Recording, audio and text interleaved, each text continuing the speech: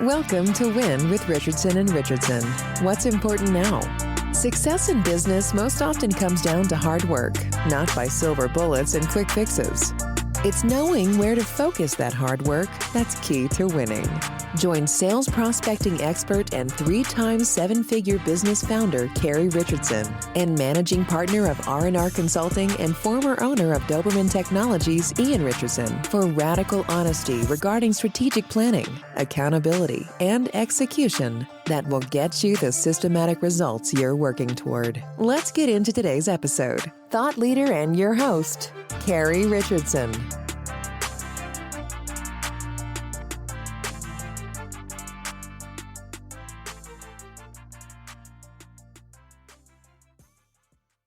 Good afternoon, everybody. Welcome to the Win Podcast. My name is Carrie Richardson. I'm a partner at Fox & Crow. And with me today is Will Ominky, who is the VP of MSP Sales for Nerdio and a sponsor at this year's PAX 8 Beyond. How are you doing today, Will? I'm doing fantastic. Really excited to be here talking about Nerdio and PAX 8 Beyond. What a great event. I'm excited. I didn't go last year, but I did go to the first one. And this will be our first major event sponsorship for Fox & Crow. These interviews are great for me because they're giving me tips and ideas for what Fox & Crow might do at PAX 8 Beyond. Before we got started, we talked about how Nerdio is now hosting their own conference. You've chosen some interesting locations for those events. How has planning your own event changed how you approach sponsoring an event?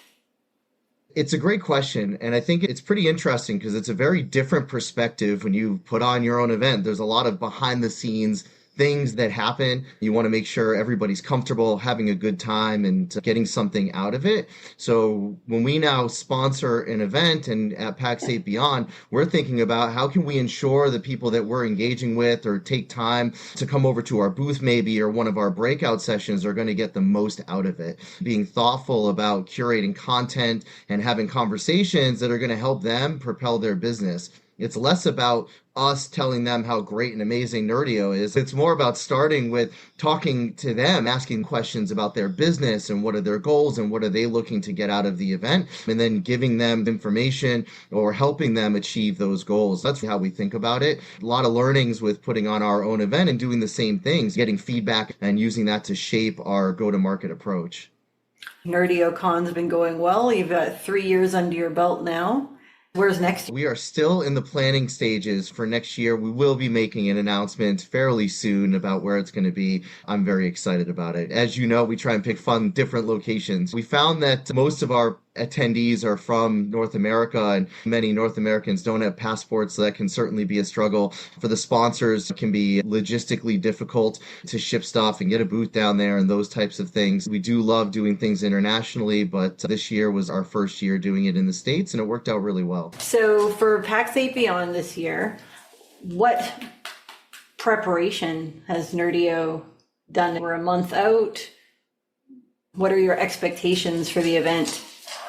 Yeah, so we have two different approaches that we're taking because we've been partnered with PAX 8 and in the MSP community for a number of years now. For us, it's really about a strategy to make sure we get a lot of time with our existing partners, understand where they are in their journey in terms of Microsoft adoption, where we focus, and also a separate strategy around making sure that we can get the message out about who we are, what we do, and how we can help MSPs who have not started working with us yet.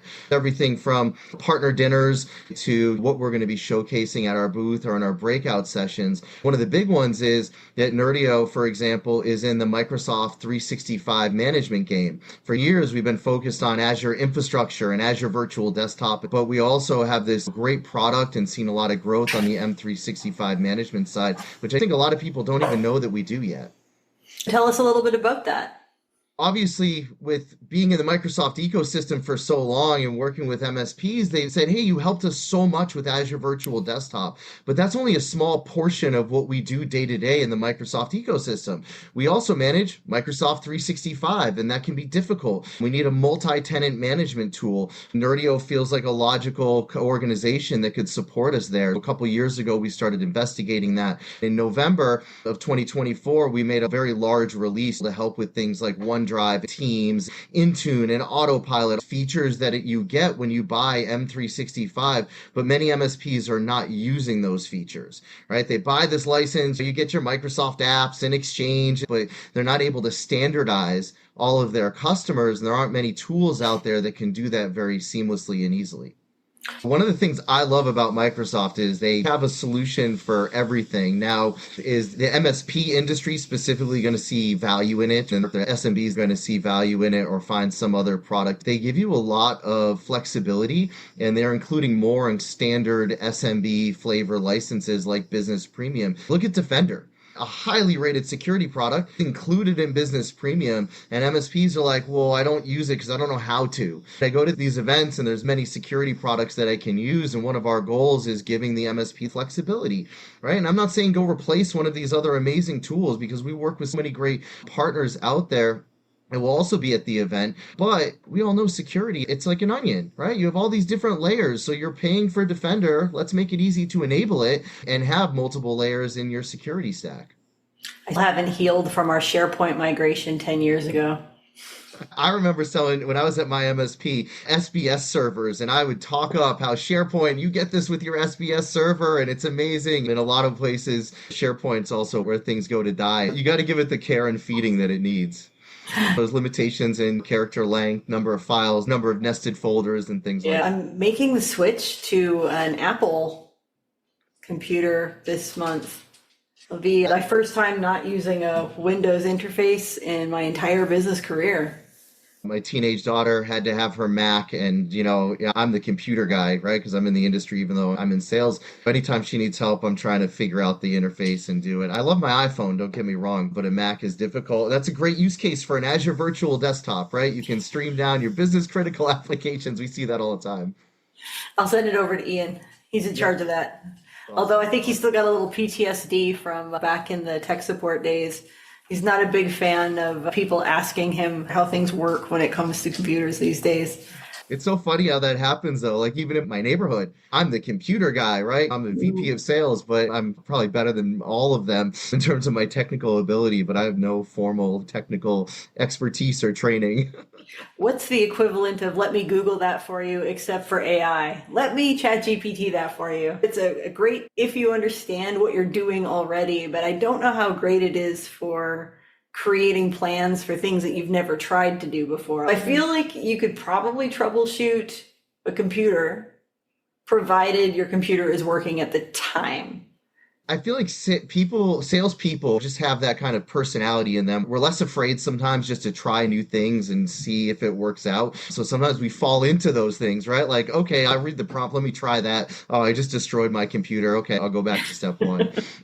That's me, except with my Webflow website. If I have one big regret from 2024, it would be the migration over to Webflow. So we're both going to be on the floor at PAX 8 this year. Tell me a little bit about how your team prepares. There's a lot of things that go on behind the scenes in preparing. One of ours is the schedule of events, who's going to be where, and mix up different individuals' strengths. With that, for example, we create our booth schedule. Who's going to be at the booth? We want to make sure that there's somebody that understands sales, somebody that understands Azure, as well as M365 now that we do that, and somebody that's technical, somebody that can walk through a demo, answer questions, those types of things. Then we have other people preparing for our breakout session, walking around there, having conversations, making sure people know when our breakout session is, asking them to attend, and getting feedback. Also building in time for us to regroup. You go into an event with a plan, this is exactly how it's going to be, and this is what we're going to do, and it's going to be great. Then you learn some things. I've been at other events where we do multiple breakout sessions, and we go do the first one. We always leave time afterwards, right, to regroup. Well, what worked? What didn't work? What did people like? What did people not like? And then spend time to readjust. I don't think it's fair to the people that take time out of their day. They spend a lot of money and time being able to come to these events. We want to make sure that they get the most value out of it. And it's also just for our team to making sure that there's some built-in time. Most of our people that are there still have a normal job, right? So being able to go and catch up on some email, make sure you don't have that customer or partner waiting on you to respond, and then a little bit of rest as well, because nobody wants to talk to Will standing in a booth who hasn't slept at all and is not going to be able to have a high-quality conversation or be present in the moment. Yeah, you don't know this from experience. You're just guessing. Correct, exactly. I mean, I've been around Nerdio since the very early days where it was really three of us going to every single show. Tony Kai and I did 8 weeks back to back on the road together. We saw each other more than we saw our own families. We love those times, but it's nice having a bigger team. It's also important to make sure you're training the next group that's coming up and have career goals to learn from the mistakes that maybe we made in the early days. So are you more of a morning go to the breakfast person, or are you late night go to the party person? So it's funny, in the past probably year and a half, I've switched. I used to be the late night guy, like, don't get me up early in the morning. I'll do all the late night stuff. You'll find me hanging out the bar, talking to people, going to the parties, that type of thing. And now I would rather be in bed by like 9 o'clock and be up having my coffee early in the morning. That's how I feel every day now. I was never much of a night person anyway, because by 11 o'clock it's getting a little drunk out. And when you don't drink, it wears on you. Exactly. And I think there is that turning point, but you hear from MSPs all the time, and I notice it as well. One of the great things about a huge event like PAX 8 Beyond is you have like-minded MSPs together, but it's those side conversations, those real conversations that you have with each other, not the, hi, I'm Will from Nerdio. When I go into my standard pitch or something like that, that's not what we're there for. Tell me what we can do better. Tell me what you're struggling with. Tell me about your business. And that's, I think, one of the powerful things about an event like this that people get a lot out of. Connecting different MSPs together, that's something that we try to do as part of our strategy as well. I might have somebody come up saying, I'm really struggling with AVD or Microsoft in general, or how do I price or package this? And I'm like, wait a second, I have one of my partners who has figured this out. Let me connect you two together. Instead of hearing from me, right? You don't want to hear from the vendor. You want to hear from an MSP who's experienced this. Because I have a siloed view of the world. I'm not worrying about how you're automating your QuickBooks to send invoices. I'm just worrying about the execution of Microsoft. And I think that's really powerful here. And then they can also talk about, well, I use PAX 8 and these 5 other vendors on their line card, and they can talk about the integration of all of that and really make their MSP better. What's your conversion rate like from initial conversation at the booth to signed partner? And do you attribute first point of contact or last point of contact? Or do you have some complicated way to measure? Yeah. We have a complicated way. We've tried all of the above. What we do is spread out all the points of contact and evenly balance it in terms of acquisition costs. We find we end up having multiple conversations and meeting people at multiple events. Sometimes they come to our events or our training camps that we run as well. We found that the best way to do that, our average sales cycle is usually around 3 months, but how you count that, one of the things that Nerdio does is we provide free internal use licenses to MSPs. A lot of times we start at the booth, and especially if somebody's never looked at Nerdio, or maybe they're looking at virtual desktops and they've never done this before, they're not just going to roll this out to their 50 employee company or customer. They're going to want to try this out, make sure they understand how to manage it. Usually we're looking to book conversations coming out of that. How can we help you? What are your desires? What are your goals? The next step very often is, let's either get you some training or let's do hands-on training with those free internal use licenses we provide. And throughout that, we're trying to plan, well, how can we help you with your customer? Either bring them to AVD or managing Microsoft 365 more efficiently.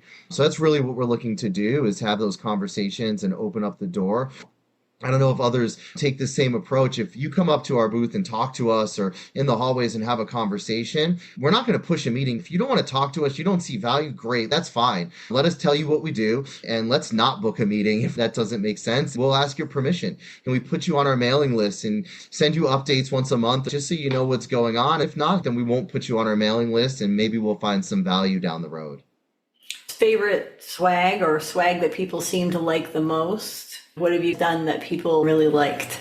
Yeah, so they really like socks. We're big into doing clothes, hoodie, things like that. Something that you're not going to be like, oh, that's cool, and then end up in the garbage later. Exactly. So that's generally what we like to do. We'll try and mix if there's a theme of the event, do something like that. We just went to Robin Robbins' event, and they had a Willy Wonka theme. So we had candy and things like that. We had cotton candy we were handing out and stuffed animals. People seem to like that, but really I think a lot of it comes down to clothes. And actually, surprisingly enough, we all work in technology, but people love notebooks and pens. We still bring notebooks and pens everywhere. A lot of us are old school. You got to write it down. No, I'm a big fan. And we've tried all types of things, little puzzles and playing cards. Those are decent sometimes at events. You'll see people sitting there playing games at the bar late nights, things like that. But clothes are good. The other good thing about clothes, if you over order, you're able to donate them somewhere and make good use out of them. So we like to do that as well. So at the event, you'll just find some place to take them and drop them off instead of packing them home or shipping them. Usually there's a donation box at a minimum somewhere where you can drop them off. Great idea, especially for socks. That's something that I think homeless shelters never have enough of. Yep, exactly. How many Nerdio t-shirts are there at the Goodwill in Palm Springs right now? Exactly. I've also thought about things like the rest of my team's like, no, we shouldn't do that. But I was like, why not toothbrushes and toothpaste? Because you can donate that. I just got back from vacation last week and my wife forgot toothpaste. Luckily, I had plenty of toothpaste, so we got to share. But those necessities that people do for. We gave out sunscreen one year. We gave it out in a little square package with our logo on the front. And they ended up looking like condoms, which we weren't anticipating. Going to Miami, that'll be amazing. It was not amazing. So I think the takeaway for me on that one was have them send you some samples. Before you order thousands of something, they show you the front, they show you the back and the bleed line and everything. But in this case, we had no way of knowing that when it was all put together, it was not going to have the desired outcome. It's important to do that too. Also, things like your booth or printed materials, we always like to get many, many eyes on it. It's so easy. Your head's down in the planning committee and looking at it. We show it to somebody else and they're like, why did you do that? Do you realize what that looks like? Or I'm glad I shared this with somebody else. Yeah, a set of eyes from outside the industry is probably helpful. I'll give it to my kid. Do you understand this? Does it make sense to you? We run a sales training, like how to sell Azure and things like that. One of the things that I learned when I was at my MSP doing sales that I always recommend MSPs do is take your proposal to your customers and have your kid, your wife, your mom, your husband, whoever, look at it, somebody that's non-technical, that's not in the industry. Hand it to them. Don't say anything and say, do you understand this? Half the time they're like, yeah, I have no idea what this is. It's like, all right, time for a rewrite or redesign.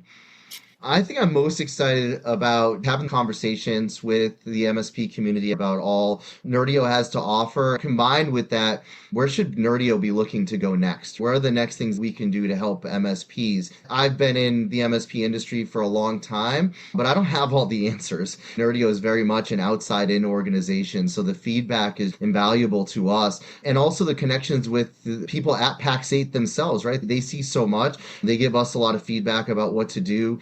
Microsoft will be there, which is also exciting for us. Having those types of conversations, figuring out where we can go next, where we can add additional value, make MSPs' lives easier. We have a new enhanced support package where we can actually do a lot of stuff that MSPs tend to struggle with in the Microsoft ecosystem when their customers are down or having emergencies and need to figure it out. We have that internal knowledge. That's really what I'm most looking forward to.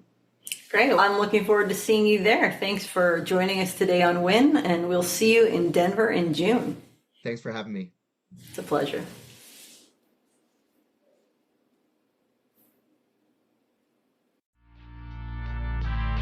You've been listening to Win with Richardson and Richardson. What's important now? We're so glad you've joined us and know you're one step closer to winning big in your business too. We'd love to connect with you outside of the show. If you have any questions or comments, please reach out to connect@rnr.consulting. Don't forget to rate, review, and subscribe to the podcast so you'll easily know when new episodes are available. Until next time, you can win, and we're here to help.